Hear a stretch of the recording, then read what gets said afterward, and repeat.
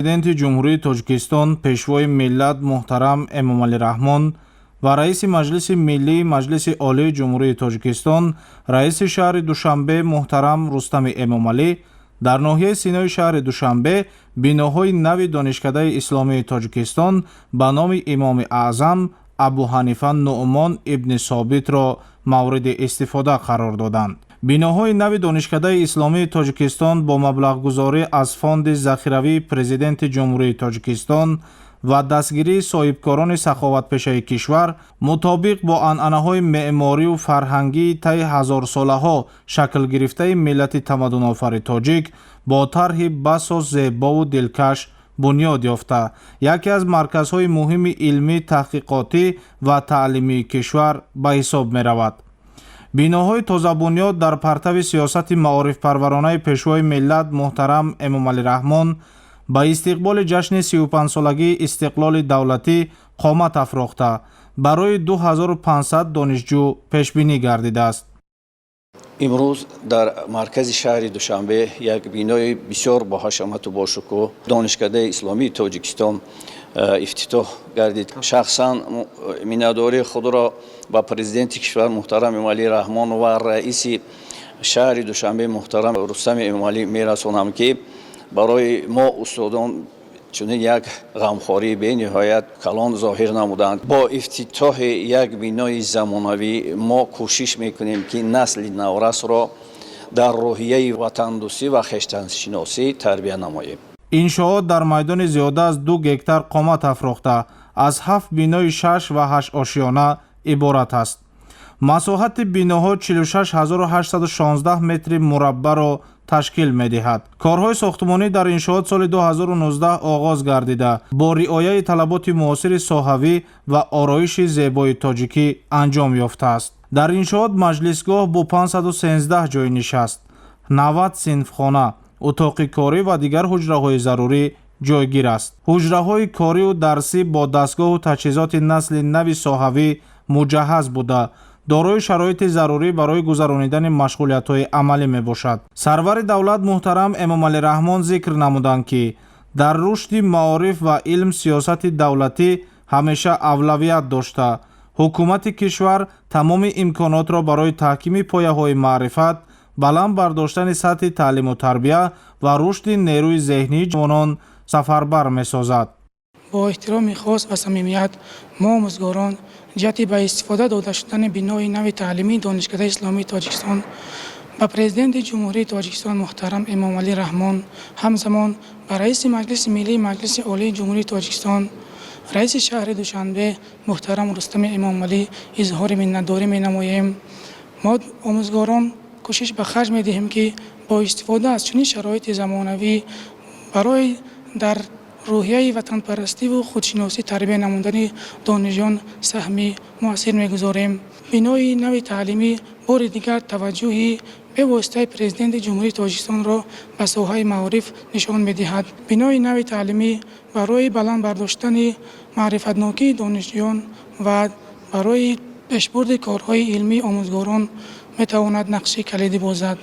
пешвои миллат муҳтарам Эмомалӣ Раҳмон бо осорхонаи мукаммал ва дорои аҳамияти илмӣ фарҳангии Донишкадаи Исломии Тоҷикистон шинос шуданд.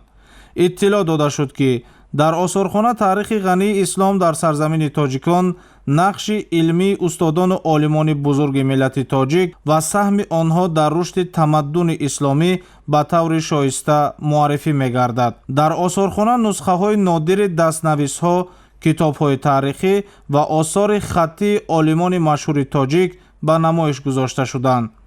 фонди осорхона инчунин дорои ашёву ёдгориҳои таърихиест, ки аз осори меъморӣ ва фарҳанги мусулмонии тоҷикон шаҳодат медиҳанд.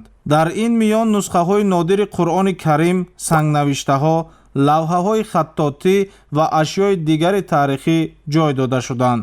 бахши дигари осорхона ба нақши ҷумҳурии Тоҷикистон дар эҳёи арзишҳои миллӣ ва мусулмонӣ дар даврони соҳибистиқлолӣ бахшида шуда, тавассути аксҳо, ҳуҷҷатҳо ва маводи расмӣ фаъолияти пешвои миллат муҳтарам Эмомалӣ Раҳмон ва сиёсати давлатро дар эҳё ва тарғиби мероси фарҳанги ниёгони пуршарафамон инъикос мекунад.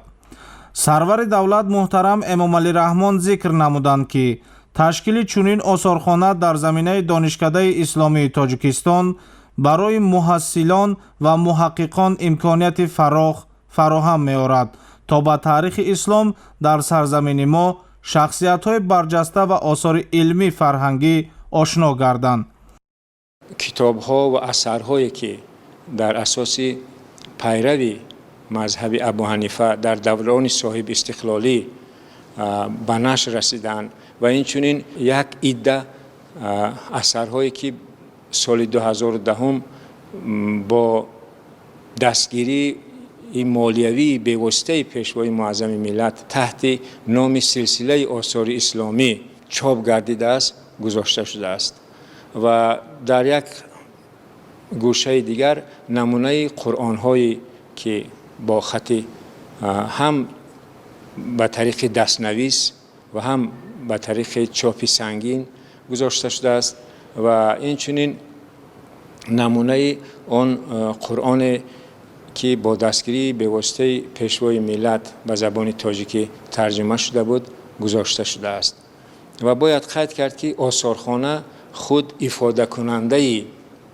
мероси ниёгон мерос он корномаҳое ки фарзандони ин миллат кардаанд мебошад ва мақсад аз ин таъсиси осорхона ба насли наврас махсусан ба донишҷӯён ва меҳмононе ки ташриф меоранд ба шаҳри зебои душанбе аз он иборат аст ки боз як бори дигар мо тавонем ки он дастовардҳои ниёкони мо ки пеш аз ҳама такя ба илму дониш доштанд, такя ба эҷоди асарҳо доштанд, таъсири бевоситаи худашонро дар тамаддуни ҳам исломӣ ва ҳам дигар тамаддунҳои ҷаҳонӣ гузоштаанд нишон диҳем ки ҳар як ҷавон бояд огоҳ бошад ки мо он меросбари як миллате ҳастем ки соҳиб тамаддун, соҳиб фарҳанг ва соҳиби андеша буданд.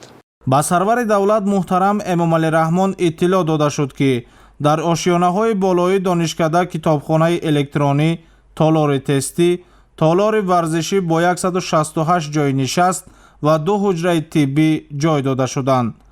нуқтаи тиббӣ имкон дорад ки дар як вақт ба 300 кас хизмати тиббӣ расонад. дар донишкада ҳамзамон хобгоҳ барои 520 донишҷӯ омода шудааст. саҳн ва атрофи бинои донишкадаи исломии тоҷикистон дар масоҳати 6560 метри мураббаъ мунфарш гардида ҳамчунин ободу сабзкорӣ шудааст.